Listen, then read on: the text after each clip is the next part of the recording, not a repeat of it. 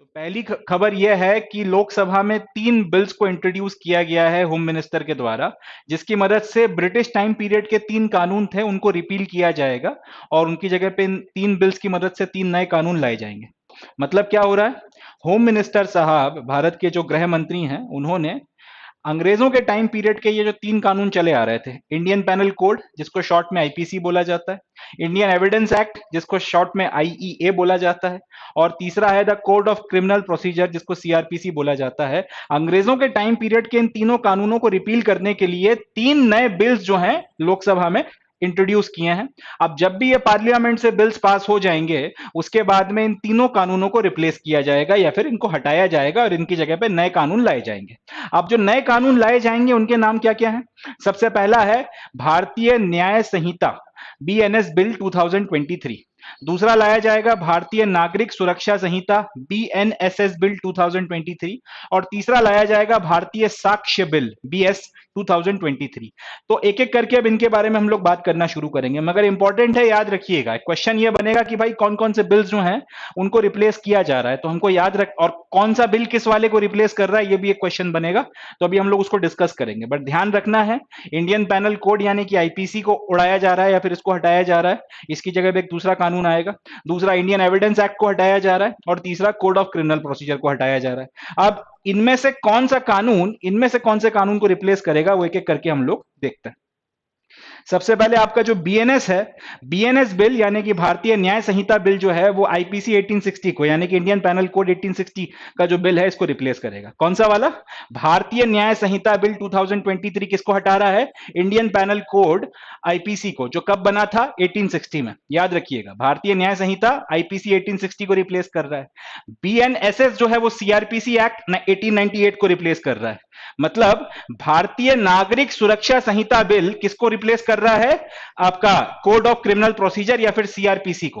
पहले क्या हो रहा था, क्रिमिनल प्रोसीजर में किस तरीके का कोड फॉलो हो रहा था, उसके जो रूल्स एंड रेगुलेशंस थे उनको चेंज किया जा रहा है, और वो सारे चेंजेस लाए जा रहे हैं भारतीय नागरिक सुरक्षा संहिता बिल बीएनएसएस बिल 2023 के तहत। और तीसरा है आपका भारतीय साक्ष्य बिल, बीएस जो है वो किसको रिप्लेस कर रहा है? इंडियन एविडेंस एक्ट 1872 को। ये 3 बिल लाए जा रहे हैं, अपने को याद रखना है ये, ठीक है। कौन सा किसको रिप्लेस कर रहा है? आपका जो भारतीय न्याय संहिता है, इंडियन पैनल कोड को रिप्लेस कर रहा है। बीएनएसएस यानी कि भारतीय नागरिक सुरक्षा संहिता क्या कर रहा है? सीआरपीसी को रिप्लेस कर रहा है। और ये जो भारतीय साक्ष्य बिल है ये आपका इंडियन एविडेंस एक्ट इसको रिप्लेस कर रहा है। एक क्वेश्चन तो यही बन सकता है कि आपको ये तीनों बिल्स के नाम दे दिए जाएं और ये बोला जाए कि भाई इनमें से पहला वाला कब पास हुआ था, दूसरा कब हुआ था, तीसरा कब हुआ था, अब इसकी क्रोनोलॉजी बताइए। तो याद रखिएगा, सबसे पुराना है आपका इंडियन पैनल कोड आईपीसी 1860 में हुआ था। उसके बाद दूसरा है इंडियन एविडेंस एक्ट 1872 में आया था, और उसके बाद है सीआरपीसी। ये एक सीक्वेंस में अपने को ध्यान रखना है कि कौन सा कब आया था, इस पे क्वेश्चन यूपीएससी पूछ सकती है। चले आगे बढ़ते हैं। अब सवाल यह है कि आखिर ये बिल लाए क्यों जा रहे हैं और इससे क्या फर्क पड़ जाएगा? आईपीसी में या फिर सीआरपीसी में या फिर इंडियन एविडेंस एक्ट में क्या दिक्कत थी?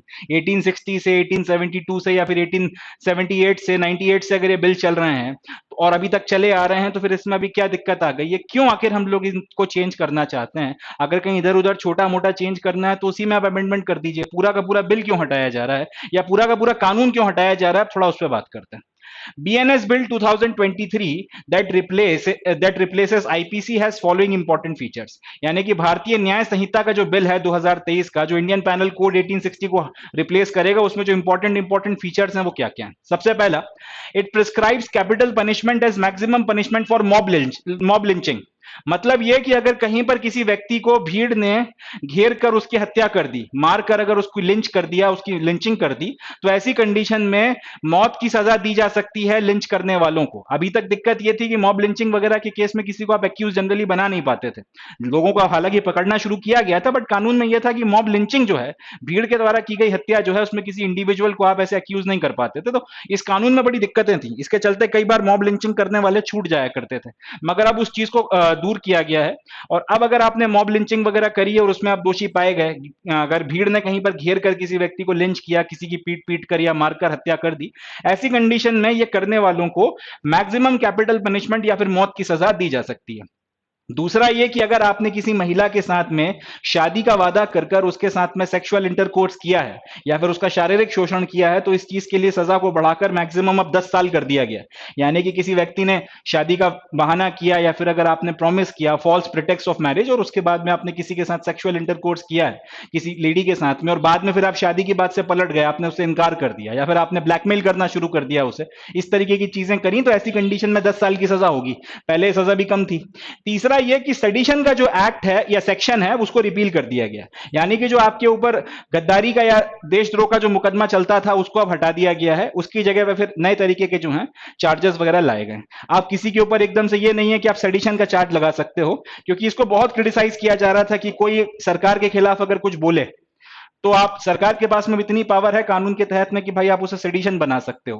हालांकि गवर्नमेंट भी पागल नहीं है कि ऐसे हर किसी के ऊपर सेडिशन के चार्जेस लगा देगी, मगर कई बार इसको क्रिटिसाइज किया गया कोर्ट्स में। फिर जब सेडिशन के चार्जेस लगा के मुकदमे गए तो कोर्ट ने सारे चार्जेस से आरोपियों को बरी कर दिया, इससे फिर और बदनामी हुई कई बार। तो इसके चलते अब ये सेडिशन का जो चार्ज है इसको रिपील किया जा रहा है या फिर सेक्शन को रिपील किया जा रहा है, और इसकी जगह पे दूसरे तरीके के जो है एक्टिविटीज के लिए अलग अलग तरीके की एक्टिविटीज को डिफाइन किया गया है और उनकी फिर अलग अलग सजा प्रिस्क्राइब करी गई है। एक खास बात जो भारतीय न्याय संहिता के बिल में है, पहली बार इस बिल ने टेररिज्म को, आतंकवाद को डिफाइन किया है। बहुत इंपॉर्टेंट पॉइंट है, क्योंकि भारत नेशनल इंटरनेशनल फोरम्स में लगातार ये आवाज उठा रहा है कि भैया टेररिज्म की डेफिनेशन डिफाइन करना पड़ेगी। जब तक आप टेररिज्म की डेफिनेशन डिफाइन नहीं करेंगे हम लोग टेररिज्म से लड़ नहीं पाएंगे, क्योंकि ये आज की 21वीं शताब्दी में ये कई सारे नए नए रूप्स में हमारे सामने आ रहा है। साइबर टेररिज्म है, स्टेट स्पॉन्सर्ड टेररिज्म है, आपके जो नॉन स्टेट एक्टर्स हैं उनके द्वारा किया जा रहा टेररिज्म है, रिलीजन बेस्ड टेररिज्म है, आइडियोलॉजी बेस्ड टेररिज्म है, लेफ्ट विंग एक्सट्रीमिज्म है, और 10 तरीके की चीजें हैं। मगर प्रॉब्लम यह है कि टेररिज्म की क्योंकि एक फिक्स डेफिनेशन नहीं है, तो उसके चलते कई बार कोई एक्ट जो है उसको आप टेररिज्म का एक्ट मानोगे या फिर किसी एक्ट को आप डिफाइंस का एक्ट मानोगे, किसी पर्टिकुलर चीज को आप क्या किस तरीके से डिफाइन करोगे टेररिज्म को, उसको लेके बहुत दिक्कत आती थी। कोर्ट में कई बार चार्जेस स्टैंड नहीं करते थे और कई बार जो लोग जिन्होंने बड़ी जघन्य घटनाएं की हैं वो भी या तो बरी हो जाते थे या फिर उनको उतनी सजा नहीं मिलती थी जितना मिलनी चाहिए। इन सब बातों को ध्यान में रखते हुए अल्टीमेटली इस एक्ट ने पहली बार टेररिज्म को डिफाइन किया है, आतंकवाद को डिफाइन किया। साथ ही साथ जो दूसरे ऑफेंसेस या दूसरे अपराध होते हैं, सेपरेटिज्म हो गया, यानी कि कहीं पर अलगाववाद वाद की भावना आप भड़का रहे हो, देश के खिलाफ लोगों को अगर आप एकजुट कर रहे हो, उनके मन में जहर बो रहे हो, तो वो सेपरेटिज्म वगैरह जो है वो हो गया। इसके अलावा अगर आपने कहीं पर सशस्त्र विद्रोह कर दिया, जो कि आज की तारीख में हमको कई जगहों पे देखने को मिल रहा है, हालांकि हम लोग उससे बहुत सक्सेसफुली लड़ रहे हैं, मगर जैसे छत्तीसगढ़ के जंगल हो गए जहां पे नक्सली अभी भी आर्म रेबेलियन कर रहे हैं, गाये बगाए हमें खबरें मिलती रहती हैं कि हमारे जवानों के ऊपर हमले हो जाते हैं कई बार, और अनफॉर्चुनेटली कई बार डेथ्स बहुत ज्यादा होती हैं, कैजुअलिटीज बहुत ज्यादा होती हैं। तो इस तरीके की जो ये एक्टिविटीज चल रही हैं ये बेसिकली राष्ट्र के खिलाफ आर्म्ड रेबेलियन है, सशस्त्र विद्रोह जो है ये इसको करने की कोशिश है। तो आर्म्ड रेबेलियन को भी अब क्लियर कट डिफाइन किया गया है कि भाई कौन सी गतिविधियां जो है वो आर्म्ड रेबेलियन के केस में आएंगी, और उसके बाद अगर ये आर्म्ड रेबेलियन प्रूव होता है तो फिर सजा क्या मिलेगी। साथ ही साथ अगर आप देश की अखंडता को, संप्रभुता को अगर चैलेंज करते हो, देश की सोवर्जिनिटी को अगर चैलेंज किया जाता है, तो फिर उसको भी डिफाइन किया गया है कि कौन सी एक्टिविटी जो है देश की सोवर्जिनिटी या अखंडता को चैलेंज माना जाएगा, और अकॉर्डिंगली फिर उसके लिए सजा है। All these were previously mentioned under different provisions of the law. पहले दिक्कत ये थी कि क्योंकि एक तो चीजें बहुत क्लियर डिफाइन नहीं थी, टेररिज्म की तो डेफिनेशन ही नहीं थी, बाकी चीजें हो गई सेपरेटिज्म की, आर्म्ड रेबेलियन की, सोवर्जिनिटी ऑफ द कंट्री की, या फिर गवर्नमेंट के खिलाफ अगर आप एक्शंस वगैरह के लिए लोगों को भड़का रहे हैं, इन चीजों की एक तो डेफिनेशंस अलग अलग जगहों पर थी और अलग अलग तरीके से इंटरप्रिटेशन उनका होता था। अब सब जगहों से अलग अलग कानूनों से हटाकर इन सबको एक जगह पे इकट्ठा किया गया, क्लियर कट डेफिनेशंस डिफाइन की गई हैं ताकि किसी तरीके की संशय की स्थिति ना रहे और सही फैसले लिए जा सकें, सही सजा दी जा सके। कुल मिलाकर भारतीय न्याय संहिता यह बोल रही है कि इंडियन पैनल कोड जो है आईपीसी 1860 जो है, इसमें कम से कम 313 अमेंडमेंट आपको करना पड़ेंगे, लगभग 313 के करीब अमेंडमेंट्स इसमें प्रपोज किए गए हैं। और जब ये हो जाएगा तो क्रिमिनल जस्टिस जो है, यानी कि जब क्राइम किया जाता है फिर मुकदमे चलते हैं, अल्टीमेटली सजा होती है दोषियों को, और जो आपके पीड़ित हैं उनको जो पीड़ित हैं अल्टीमेटली उनको न्याय मिलता है। ये जो पूरी प्रक्रिया है, क्रिमिनल जस्टिस का जो पूरा सिस्टम है, इसमें बड़े क्रांतिकारी बदलाव यहां से हमको देखने को मिलेंगे। भारतीय न्याय संहिता जब आईपीसी को रिप्लेस करेगी, बहुत जबरदस्त रिवॉल्यूशनरी चेंजेस यहां पर हमको देखने को मिलने वाले हैं। इसके अलावा ये चेंजेस की मदद से एक चीज और होगी, आपका जो जस्टिस है, अब कई सारी फिल्मों में बकायदा डायलॉग्स भी हैं कि तारीख पे तारीख मिलती रहती है बट इंसाफ नहीं मिलता, या सालों साल मुकदमे चलते रहते हैं, आदमी गुजर जाता है, मुकदमा चलता रहता है। इस तरीके की जो परिस्थितियां बनी हुई हैं, जो और इसके चलते कहीं ना कहीं लोगों का फिर जुडिशरी से विश्वास उठने लगता है, लॉ एंड ऑर्डर से भरोसा उठने लगता है, कहीं ना कहीं फिर लोग जो है फिर कानून अपने हाथ में लेने लगते हैं। कई बार एक्स्ट्रा जुडिशियल किलिंग्स को इसी के चलते सपोर्ट किया जाता है कि पता है कि अगर सामने वाले को मौका मिल गया कोर्ट में जाने का, तो भाई ये केस फिर वो सालों चला लेगा, और जब तक अल्टीमेटली उसे सजा होने की बारी आएगी, या तो आदमी खत्म हो चुका होगा, या फिर वो बात इतनी पुरानी हो गई होगी कि सजा उसको बहुत ज्यादा मिलेगी नहीं। तो इन सारी चीजों के चलते होता यह है कि अब कहीं पर अगर पुलिस ने एनकाउंटर कर दिया, लोग उसको फिर सेलिब्रेट करते हैं कि किसी अगर व्यक्ति का एनकाउंटर हुआ है तो। वजह यह है कि अल्टीमेटली आपका लॉ से भरोसा उठ रहा है, आपका सिस्टम से भरोसा उठ रहा है। इसकी बहुत बड़ी वजह यह है कि केस बहुत लंबे चलते हैं। तो अब ये जो पूरा का पूरा अमेंडमेंट किया जा रहा है, इससे जस्टिस जल्दी डिलीवर होगा, इससे न्याय जो है स्पीडीली जो है वो डिलीवर हो सकता है। साथ ही साथ एक ऐसा लीगल सिस्टम बनकर तैयार होगा, एक ऐसी न्याय व्यवस्था बनकर तैयार होगी जो वक्त के साथ में भी जिस तरीके से लोग बदल रहे हैं, जिस तरीके से समाज बदल रहा है, टेक्नोलॉजिकली जो हमारे समाज में बदलाव आ गया, उन सब चीजों को साथ में लेकर चल सके और लोगों की एस्पिरेशंस को पूरा कर सके। आज से 50 साल पहले जिस तरीके से हमारा देश चलता था, आज एग्जैक्टली उसी तरीके से हम अपने देश को नहीं चला सकते, क्योंकि समाज बदल चुका है, लोगों की जागरूकता बढ़ गई है, एजुकेशन बढ़ गया है, टेक्नोलॉजी जो है उसका एक बहुत ज्यादा प्रभाव आपको समाज पे आज देखने को मिलता है। 50 चेंजेस हुए, तो जो पुराना ढर रहा है उसे बदलना ही पड़ेगा। चेंज जो है that is the only constant. और कहीं ना कहीं इस बात को काफी वक्त से महसूस किया जा रहा था कि भाई भारतीय जो न्याय व्यवस्था है इसमें बदलाव की बहुत ज्यादा जरूरत है। अल्टीमेटली इसका रिकॉग्निशन सरकार के द्वारा किया गया है, और ये सारे के सारे बदलाव वगैरह करके स्पीडी जस्टिस और देने की बात, और लीगल सिस्टम को ऐसे चेंज करना कि वो contemporary needs and aspirations of people के अनुसार जो है डिलीवर कर सके, ये बनाया जा रहा है। एक इंटरेस्टिंग बात और है कि अगर कोई व्यक्ति अब कानून कोई अगर अपराध करके भाग गया, जैसे दाऊद इब्राहिम है, 92 में या 93 में जो ब्लास्ट हुए थे उसके बाद से फरार चल रहा है, आज की तारीख में पाकिस्तान में कराची में बैठा हुआ है। अब क्योंकि वो फरार चल रहा है तो उसको भाई हम उसके ऊपर मुकदमा नहीं चला सकते, क्योंकि आदमी पकड़ में ही नहीं आ रहा है। तो इस पर्टिकुलर चीज का तोड़ भी निकाला गया है कि अब चाहे आप जो हो, अगर आपको पकड़ा नहीं गया, अगर आपने अपराध किया और आप भाग गए, एब्सकॉन्डिंग हो, ऐसी कंडीशन में ऐसे क्रिमिनल्स जो एब्सकॉन्डिंग हैं, जो भाग गए हैं, इनके ऊपर भी जो इनकी एब्सेंस में भी कोर्ट में मुकदमा चलेगा और बकायदा इनको फिर सजा दी जाएगी। विजय माल्या जैसे लोग, नीरव मोदी जैसे लोग, या मेहुल चोकसी, या बाकी जो भी लोग हैं जो भागे हुए हैं इस वक्त में, सबके सब फरार चल रहे हैं। अब ये नहीं है कि आप अपराध करके भाग जाओगे और उसके बाद आपको फिर ये कि हमें तो भाई अब सजा वजा होने नहीं वाली हो। अगर आप अल्टीमेटली, अब जैसे विजय माल्या भागा हुआ है, अब आप चाहते हो कि उसे इंडिया में लाकर सजा दी जाए।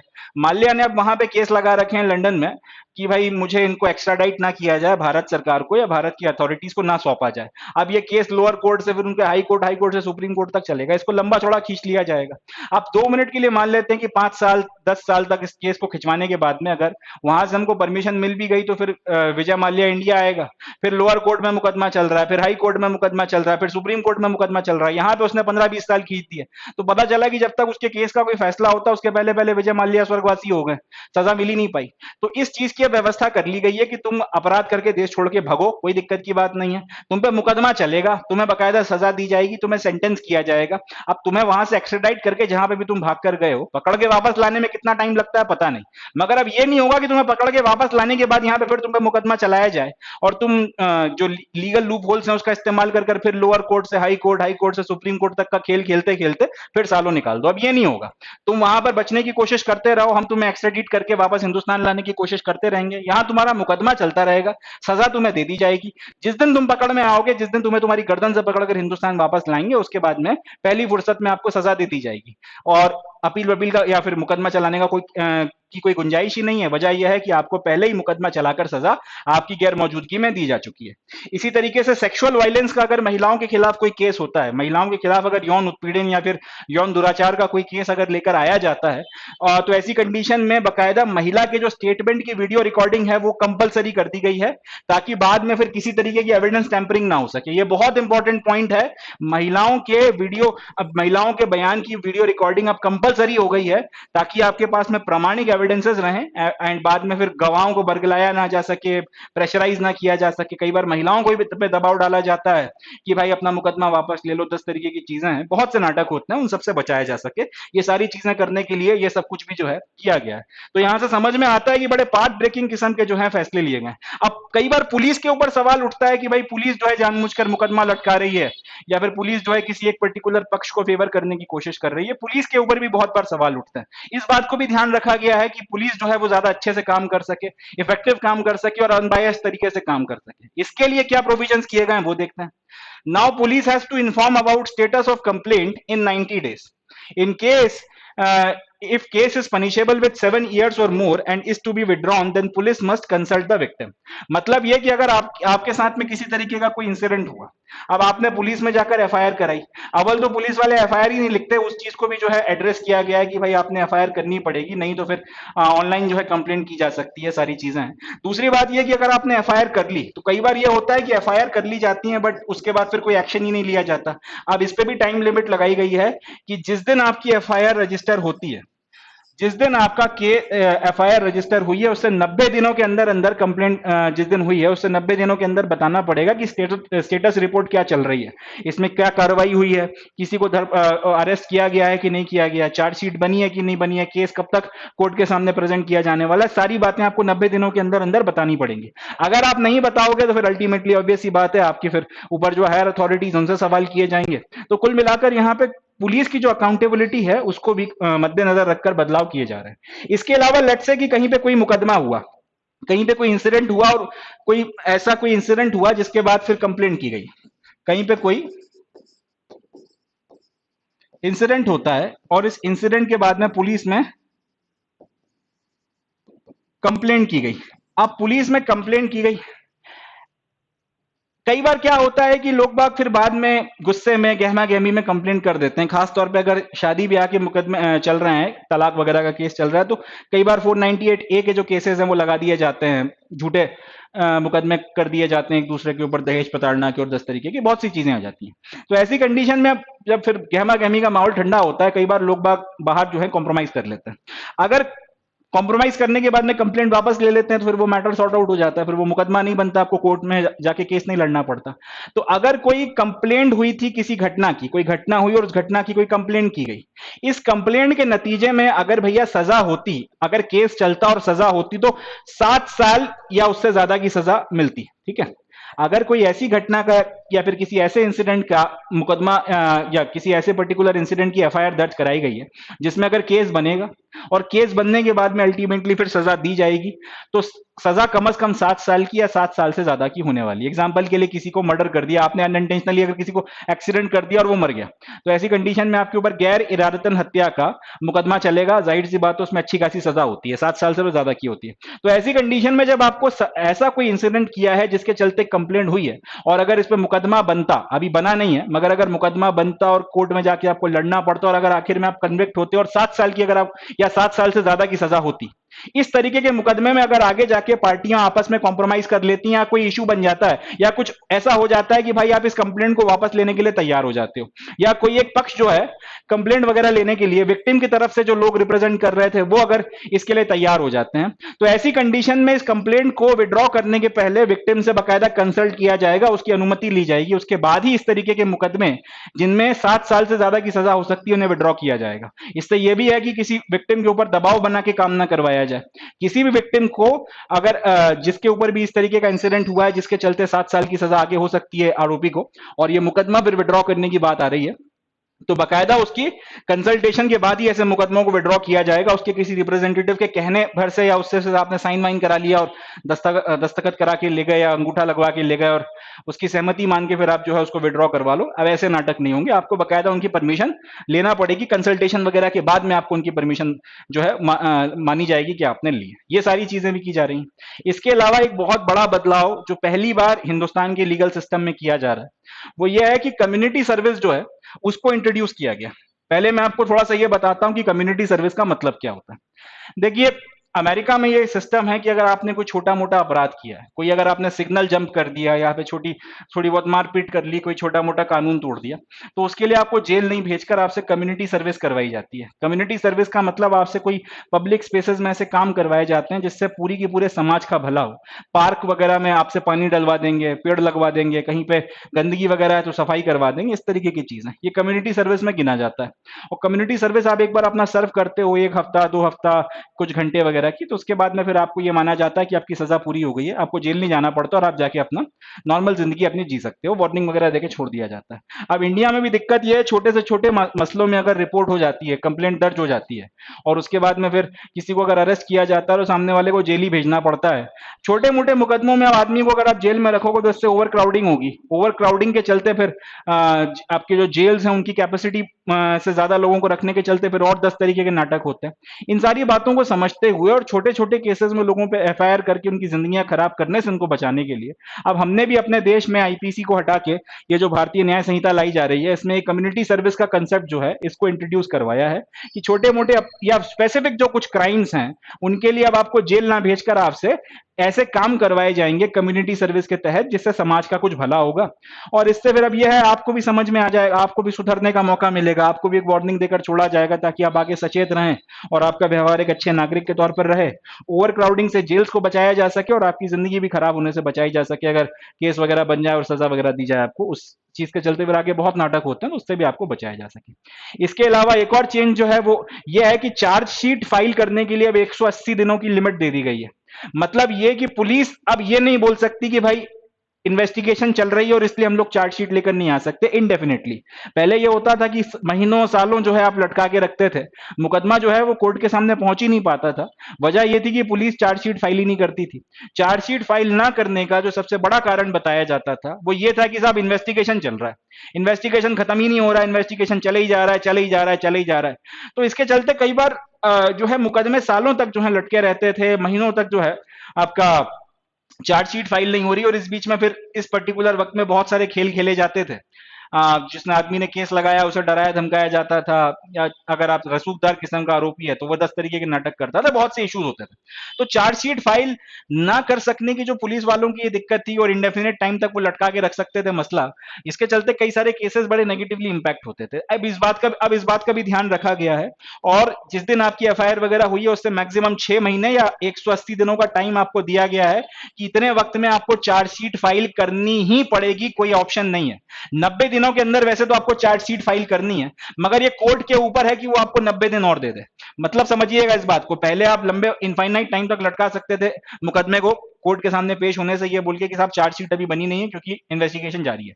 अब आपको 90 दिनों के अंदर अंदर अपनी इन्वेस्टिगेशन कर चार्जशीट बनानी है और उस लेट से कि 90 दिनों में आपका इन्वेस्टिगेशन पूरा नहीं हो पाए तो कोर्ट के सामने आप जाके बताओगे कि क्या वजह है जिसके चलते इन्वेस्टिगेशन पूरा नहीं हो पाया है।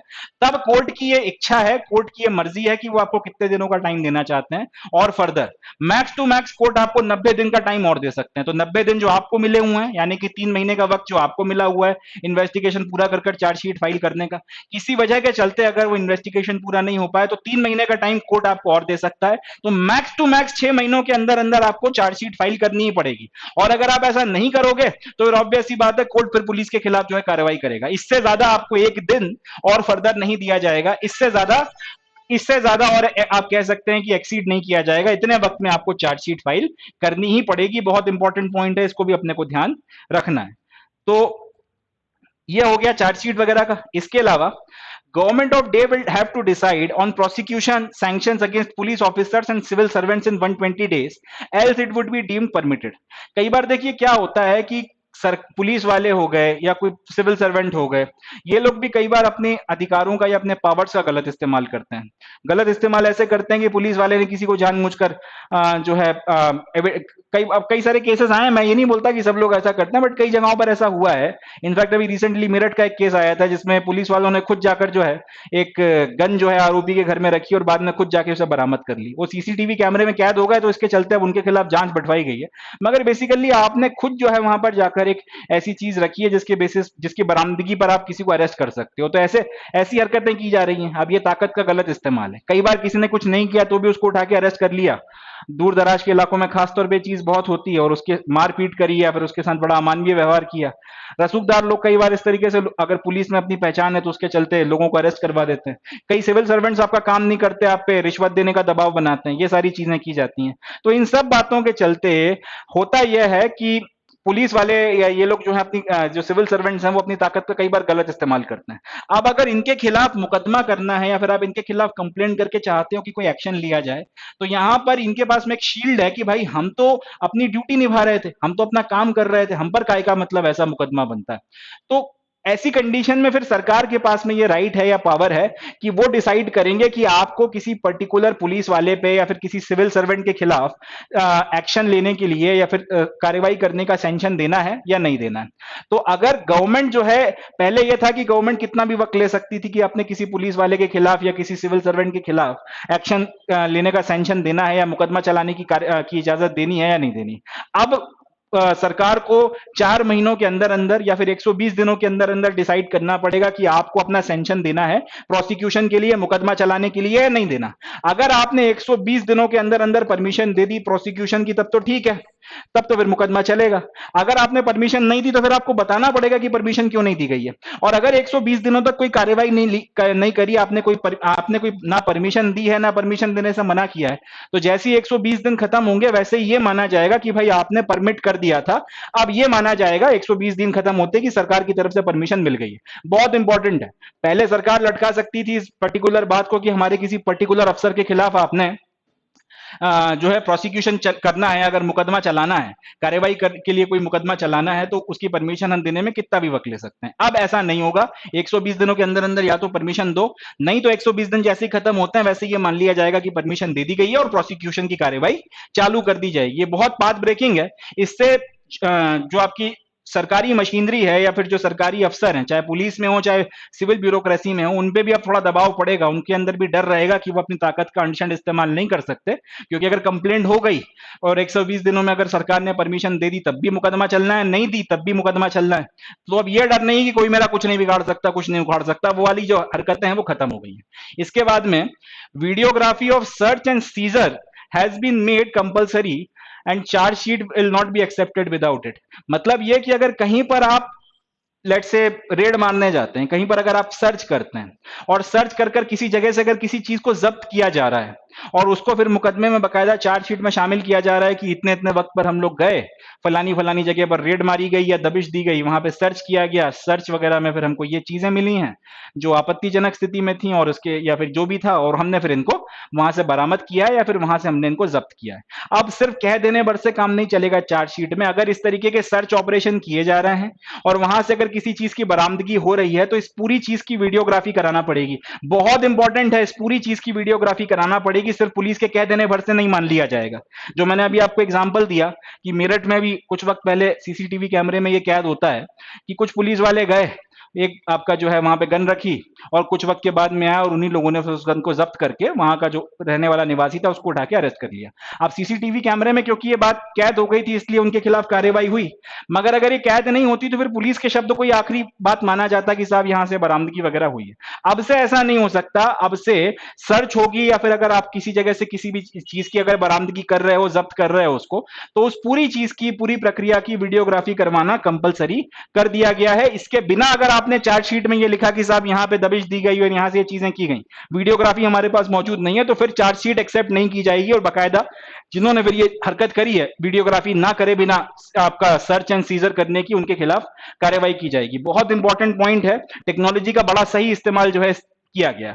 और ये भी नहीं बोला जा सकता कि साहब वीडियोग्राफी करने के लिए इक्विपमेंट नहीं था, क्योंकि सड़े से सड़ा फोन भी जो है उसमें कैमरा आता है, उससे वीडियो वगैरह बनाए जा सकते हैं, वीडियोग्राफी की जा सकती है। तो ये बहुत एक सही, आप कह सकते हैं सही कदम है जिस टेक्नोलॉजी का इस्तेमाल कर कर ज्यादा अकाउंटेबिलिटी लाने का और पुलिस की कहीं ना कहीं आप इनफाइनाइट किस्म की पावर है जिनका दुरुपयोग हो सकता था उसको कर्व करने का।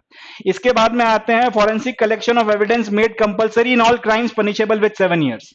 Forensic collection of evidence made compulsory in all crimes punishable with 7 years। मतलब अगर इस तरीके का कोई अपराध हुआ है जिसमें सजा अगर होती है तो या तो 7 साल की होगी या 7 साल से ज्यादा की होगी, ऐसी कंडीशन में जितने भी आपके फोरेंसिक एविडेंसेस हैं, डीएनए हो गया और बाकी सारी चीजें जिनकी फोरेंसिक जांच कर कर आप जो है एविडेंस बनाकर सामने वाले के खिलाफ उसको सबूत के तौर पर रख सकते हो कोर्ट में, इन सबका कलेक्शन अब जरूरी हो गया है।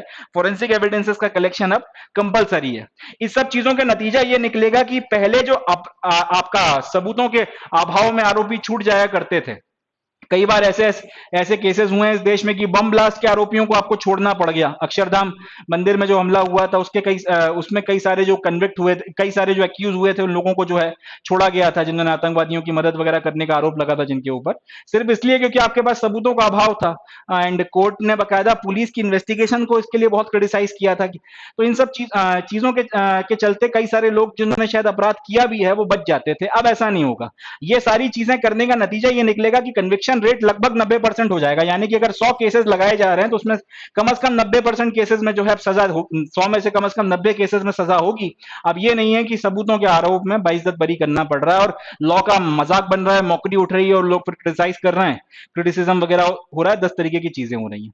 इसके अलावा एक बहुत इंपॉर्टेंट चीज जो हो रही है वो ये है कि सेंटेंसेस का जो रेमिशन होता है, पॉलिटी में हम लोग पढ़ते भी हैं कि भाई आपका जो भारत का राष्ट्रपति है वो लोगों की सजा माफ कर सकता है या फिर इनको कम कर सकता है, या फिर आपका जो स्टेट का गवर्नर है उसके पास में भी ये पावर है कि वो सजा या तो माफ कर सकता है या फिर वो कम कर सकता है।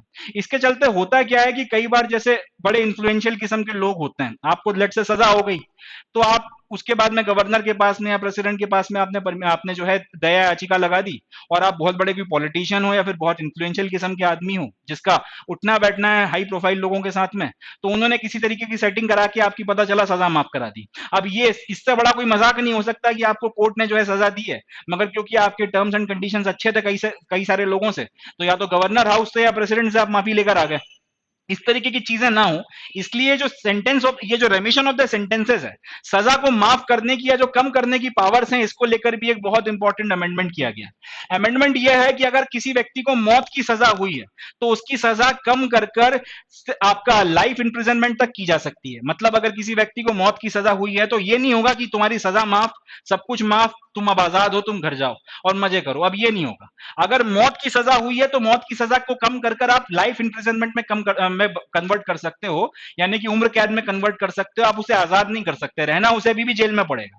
इसी तरीके से अगर किसी व्यक्ति को आपका लाइफ सेंटेंस हुआ, यानी कि अगर उम्र कैद की सजा हुई है तो उसकी सजा कम करके मैक्स टू मैक्स आप 7 साल कर सकते हो, उससे कम नहीं कर सकते। मतलब झक मार के आपको 7 साल अभी भी जेल में रहना पड़ेगा।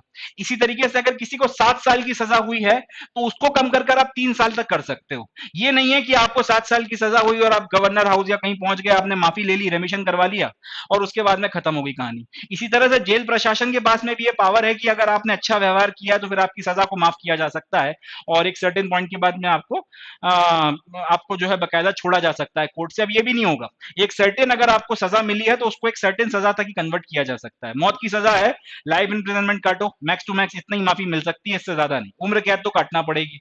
उम्र कैद हुई है तो ये नहीं है कि तुम्हें माफ करके भेज दिया जाएगा कुछ सालों के बाद में, तुम्हें झक मार के 7 साल जेल में रहना ही पड़ेगा कम से कम, इससे पहले नहीं छोड़े जाओगे।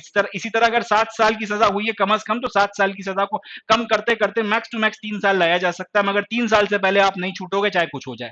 तो इस सारी चीजों की मदद से अब यह है कि कल को अगर किसी बड़े नेता या राजनेता को या फिर किसी ऐसे व्यक्ति को जिसका पॉलिटिकल क्लाउट है, जिसकी पहचान है, पकड़ है, अगर उसको सजा होती है तो फिर वो माफ करवा के बाहर नहीं आ सकता, वो स्पेयर नहीं होगा, वो रहेगा जेल के अंदर। थोड़ी सजा कम हो जाएगी मगर अल्टीमेटली जेल काटना पड़ेगी, आपकी जिंदगी का एक अमूल्य वक्त जो है वो जेल में कटेगा। तो ये सारे के सारे जो बदलाव हैं अपने आप में बड़े पाथ ब्रेकिंग किस्म के बदलाव हैं, और इन सब के चलते आपकी जो पूरी की पूरी जुडिशरी की व्यवस्था है, जुडिशियल सिस्टम जो है, कन्विक्शन रेट वगैरह बढ़ेगा और बहुत सी चीजें होंगी, इसमें बहुत बदलाव आएगा। तो कहीं ना कहीं जो लोगों का एक भरोसा उठ रहा है न्याय व्यवस्था से, सिस्टम के ऊपर जो एक भरोसा हिला हुआ है, और इसी के चलते कई बार इनकाउंटर्स अगर होते हैं अपराधियों के तो जनता उसको बड़ा सेलिब्रेट करती है। जिसका एक एग्जांपल है प्रियंका रेड्डी का जो केस हुआ था कि उस लेडी का रेप कर कर उसको उसकी बॉडी को जला दिया गया था हैदराबाद में। तो उसके बाद में जो 3-4 अपराधी थे, पुलिस ने फिर उनका इनकाउंटर किया था। बाद में फिर उस इनकाउंटर को लेके कोर्ट ने अपनी इंक्वायरी वगैरह करी और कई लोगों को सजा भी दी गई थी। बट पॉइंट यह है कि जनता इस फैसले से बहुत खुश हुई थी और जनता ने बकायदा पुलिस वालों के ऊपर पुष्प वर्षा करी थी इस इनकाउंटर को होने के बाद में, क्योंकि जनता के बीच में गुस्सा बहुत था और लोगों का यही कहना था कि इस महिला के साथ में इन्होंने इतनी दरिंदगी करी है, अधजली स्थिति में उसकी जो लाश मिली थी वो बड़ा रूह कपा देने वाला सीन था। और ये लोग फिर अब लोअर कोर्ट में जाएंगे, फिर हाई कोर्ट में जाएंगे, सुप्रीम कोर्ट में जाएंगे, राष्ट्रपति के पास में इनकी दया याचिका जाएगी, सालों ये जेल में मुफ्त की रोटियां तोड़ेंगे और सारी चीजें हैं। एंड जब तक सजा मिलने की बात आएगी तब तक इतना वक्त निकल चुका होगा कि लोग बाग फिर बोलेंगे कि थोड़ा सजा कम दे दी जाए, ये कर दी जाए, वो कर दी जाए, 50 तरीके की चीजें हैं। तो उसी जगह तुरंत फुरत न्याय जो हुआ कि लोग उनका इनकाउंटर हो गया, लोगों ने उसको बहुत सेलिब्रेट किया। ये एक इंडिकेशन था कि कहीं ना कहीं जनता का व्यवस्था, आपका जो पूरी व्यवस्था है न्याय प्रशासन से कहीं ना कहीं विश्वास उठ चुका है या उठ रहा है, या उतना नहीं है जितना एक डेमोक्रेटिक सिस्टम में होना चाहिए। तो इन सारी बातों को ध्यान में रखते हुए ये सारे के सारे चेंजेस बहुत पाथ ब्रेकिंग डेवलपमेंट लाने वाले हैं और कन्विक्शन रेट बढ़ेगा, अपराधियों को सजा होगी। जब जनता अपने सामने चीजें होती हुई देखेगी तो ऑब्वियस सी बात है इससे कहीं ना कहीं हमारी डेमोक्रेसी मजबूत होगी और काफी ज्यादा जो है इसके एडवांटेजेस हमको देखने के लिए मिलने वाले हैं। तो ये जो है न्यूज हो गई। अब इसके क्वेश्चंस किस तरीके से यहां से बन सकते हैं एक बार वो भी हम सारा देख लेते हैं, फिर बाकी बात करेंगे। चलें आगे बढ़ते हैं।